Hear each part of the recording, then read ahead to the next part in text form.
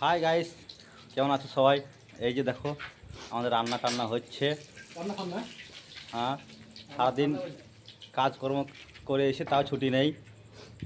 জোর বলতে শোনা। তো দেখো কি রান্না হচ্ছে এখানে। কি রান্না হচ্ছে গো?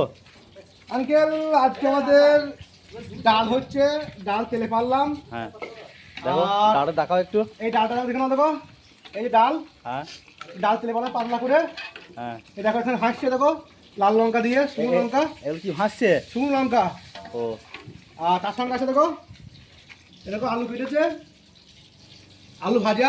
হ্যাঁ, মা বলছে আজকে আর মাংস খাবো না, অনেকদিন মাংস খাওয়া হয়ে গেছে, ভালো লাগছে না, তাই একটু আলু ভাজা হবে।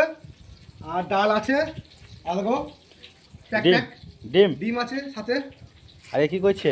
আর কি বলবো, এত গরমে মানে এইখানে বালি জায়গা, হ্যাঁ এত গরম, তার সঙ্গে আমরা এই কাঠে রান্না করছি।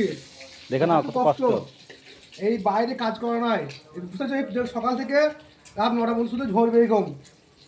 চা খাওয়ার সময় শুধু এখন রেস্ট পাই, বাকি টাইমটা রান্না করে নিয়ে যায়। শুধু গিয়েও রেস্ট নেই, একদম এত rest গরম। নেই, ছুটি করেও সকাল থেকে ঠিকাদারের খাটুনি, এখন বলতো সব বাবুরা খাবে।